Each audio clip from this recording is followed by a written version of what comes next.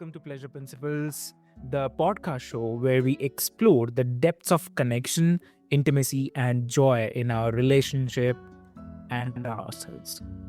I'm your host, Ravik, and today's episode is going to hit you right in the feels, literally, because we are diving into a topic that's fundamental and it's fascinating because attachment theory and how emotionally focused therapy can transform your relationship into secure, loving sanctuaries. And who better to guide us than today's incredible guest, Julie Minano? Welcome to the show, Julie.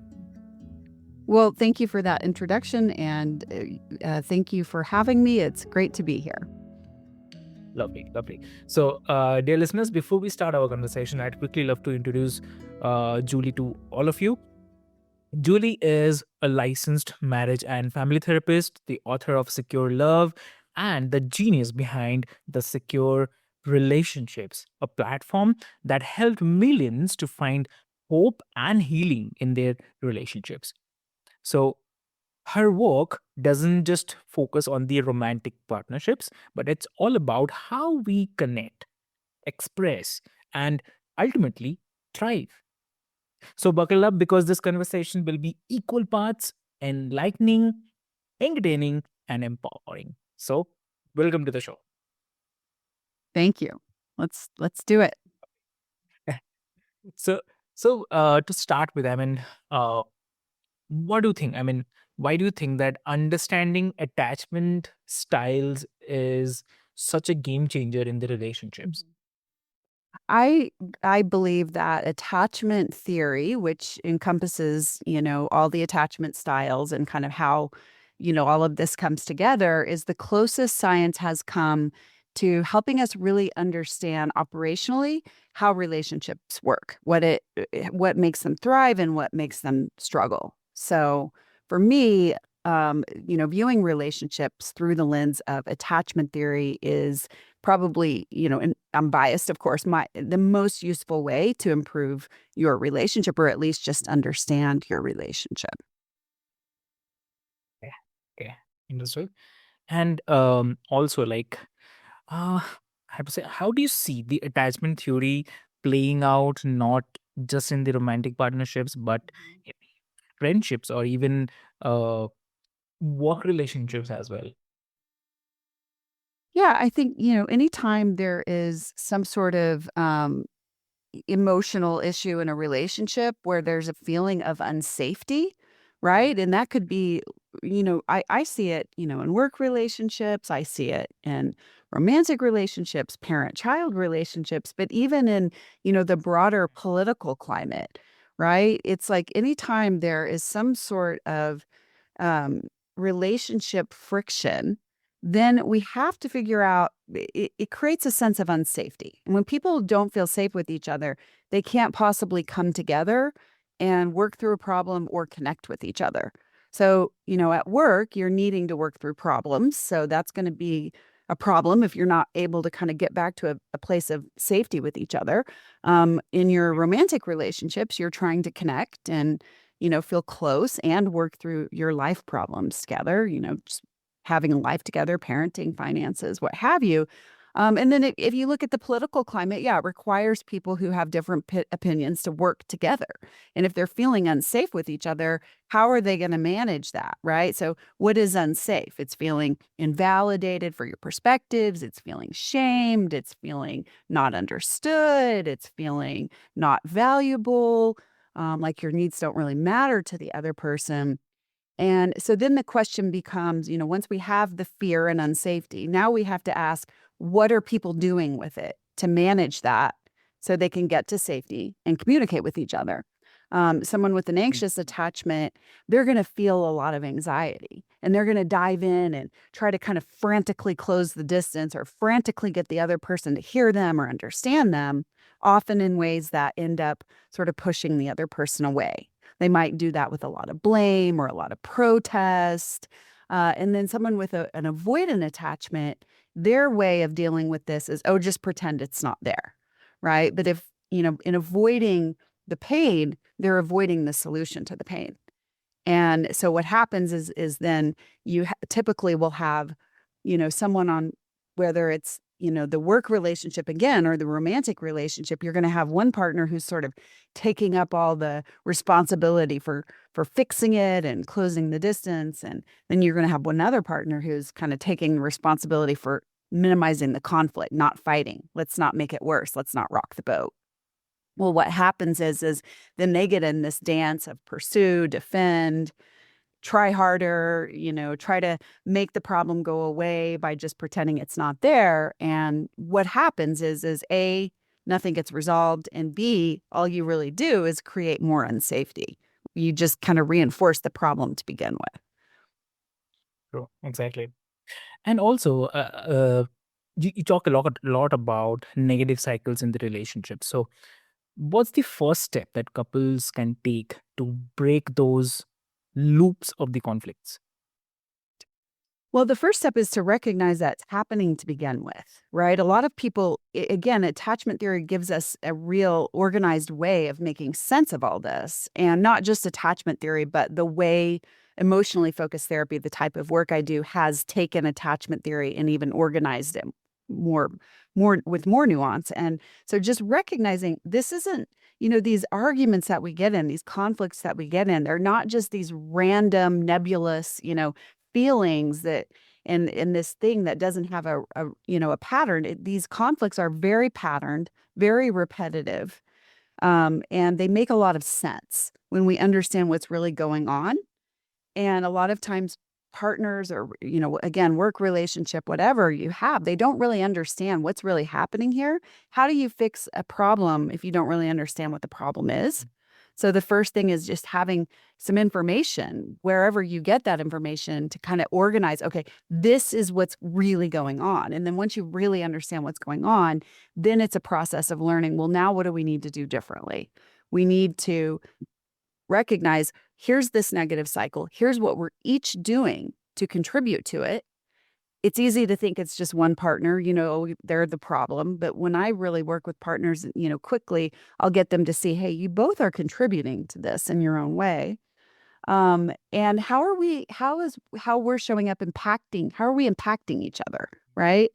In making the situation worse. And then we got to figure out, okay, what's the very good reasons partners are doing these things in negative cycles, like protesting, defending, shutting down, getting stuck in arguing details without really addressing the emotional issue, attacking each other, criticizing each other.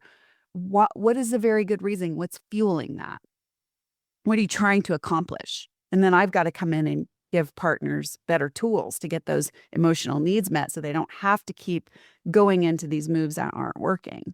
And at the end of this, we expect that as partners are learning to do these skills, that the relationship symptoms start to decrease because you start building up safety instead of tearing safety down in the way that they're communicating.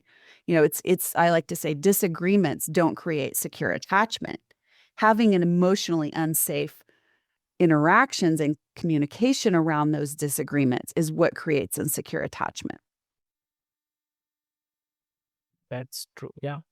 And for our listeners who might be new to the EFT, how does it differ from the other types of therapies? Well, a lot of the other types of therapies, one, they just focus on like the behavior and the words you're saying without really understanding more about why are we needing to behave in these ways and use these words. And a lot of times, other types of therapies, there's a few different things, right? One is that they focus isn't so much on vulnerability. It's more focused on, again, just sort of saying things in a new way. Um, Yeah. and even if they are teaching you to be vulnerable and say things like, I'm sad, a lot of other therapies are missing the person having the felt experience of sad, right? Like a lot of people aren't really used to sitting with their vulnerability and speaking from vulnerability in their body instead of speaking about vulnerability from their head, if that makes any sense. And then really, I think what really, in addition to the emotional and vulnerability focus in EFT, and understanding to going backward and understanding, how people kind of get to this place in their relationships based on the emotional climates of their childhood. There's this other piece to it that EFT is very organized. It has a very organized way of going about the transformation process. If you sometimes some other therapies that don't have as much structure, they'll put the cart before the horse. They'll try to get couples to have conversations that they're absolutely not ready to have. And so that's been a real journey for me in EFT, is just learning how to really time what I'm doing with the couple and structure it. That's awesome, I have to say. And also, Mhm. like, the role of pleasure in this secure attachment, right? Mhm. What do you think? Like, how does pleasure, be it physical or emotional or even Mhm. spiritual, tie into the creation of secure attachment? What do you say? Mhm. Well, one of when we think of vulnerable emotions, we have, fear and we have sadness, but we also have pleasure and joy. I mean, that's a vulnerable emotion that you really need to feel safe with someone in order to feel relaxed enough to have a mutual, fulfilling, pleasurable experience. And so I need couples, if I want them to be secure with each other, part of that security is closeness. So I need them to not just be able to, connect on their pain in their from their painful parts, right? I need them to be able to connect with their joy parts also, right? Because not only does the joy and the pleasure create bonding experiences, because that's what bonding is sharing emotions with someone. Um, not only does it do that, but it also, these bonding experiences give resiliency and safety to the relationship. And the more safety you have, the more you are able to experience pleasure with someone to begin with. Exactly, lovely. And do you find that couples often overlook this connection? I mean, uh, if you can share from your experiences. Oh, absolutely, absolutely. I think, for the vast majority of struggling couples, I mean, they're to the degree that they're struggling, they're in a constant state of disconnection. I mean, anytime you're in a place in your body where you're not feeling fully safe in the relationship, you're not kind of consistently feeling like you're heard or understood, or like you can reach to your partner for those emotional needs to be met and they're going to respond to you positively, you are in a state of disconnection. Some healthier couples, they're in a state of connection more often than not, and sometimes they have ruptures where they do feel disconnected. I'm not feeling heard, I'm not feeling valuable right now, I'm not feeling appreciated right now. But the difference between the struggling couple and the not struggling couple is the healthy couple can repair. They can get, when these ruptures happen, they know they have the skills to get back to their state of connectedness. So, I mean, I don't really think it's possible to have a thriving relationship without a consistent feeling of connectedness, which is the secure attachment. The secure attachment is a consistent state of connection and closeness and safety. Wow, that's great. That's lovely. Yeah.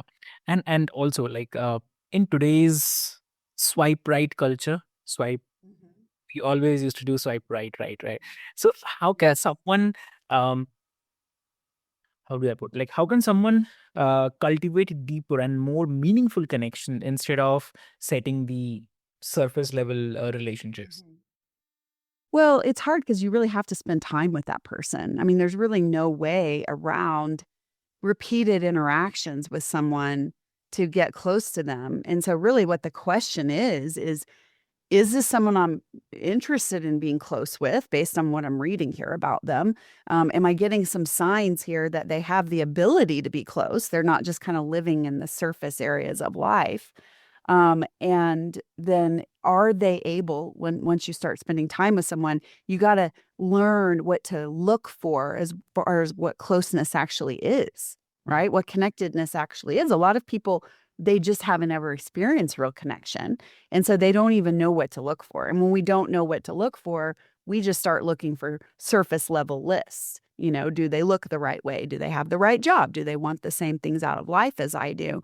And so I think that, real closeness comes from, again, it's like being really seen, feeling understood, feeling like you can relax enough to enjoy pleasurable experiences together, feeling like your needs matter to the person, like there's a balance of wants and needs here. And so I want to help people get really explicit and clear about not only what that is, but how it feels in your body. A lot of people will be around someone and not really feel good in their body, but have such a disconnect between their awareness of their body and what's going on in their body that they miss a lot of red flags. And so, yeah, so more than anything, I think that you can't really get out of knowing if someone is going to be able to experience full connection in a relationship without having repeated interactions with them. And that's what's so hard because in the past we did have repeated interactions with people before we kind of had to decide if we want to go forward with them. Now, we have to look at a screen and decide we want to go forward with them before having any experience, a felt sense of experience in interacting with them. So that's tough. Exactly, exactly. And also, like, one thing I hear a lot, like, I don't want to be dependent on my partner. And this is the Mhm. statement we often get to hear. Like, so how do you address the balance between independence and interdependence in a healthy Mhm. relationship?